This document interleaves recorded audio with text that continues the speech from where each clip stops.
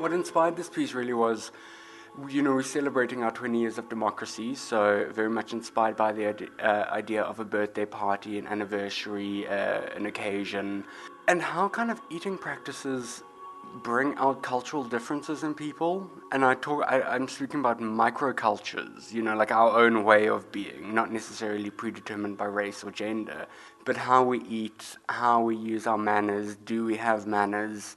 But, hashtag omnomnom, we often use it to display food on Twitter and Facebook, and we often compare ourselves through the metaphor of food. So certainly online, the more fancy things you eat, perhaps the more socioeconomic class you're a part of, etc. You also see hashtag omnomnom being referred to as some females, in that I could eat her, or eat out of her, or she is delicious.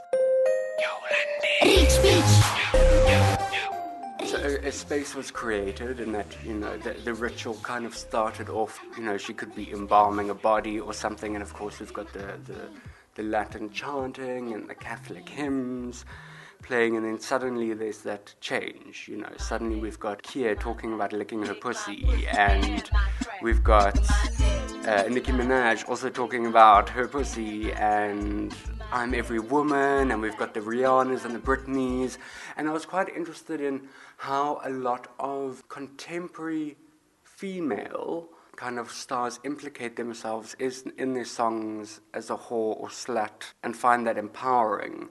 This work kind of spliced together notions of gender and race, space and place, and of course Christianity and patriarchy. So we kind of made a halo out of pizza, and then kind of decorated the body with sushi, originally in kind of almost a shamanistic patterning, but then it kind of unraveled to something more meaty, more messy, more abject, as the flesh and the bloods were introduced. I studied in theatre and actually choreography, strangely enough.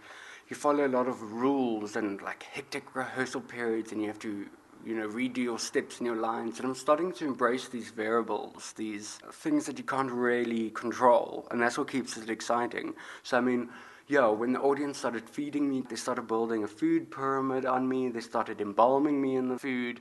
It was lovely. We need to shorten those distances between producers and performers and audiences and producers, because I think that's where the conversation happens, and that's where listening happens, and synergies happen.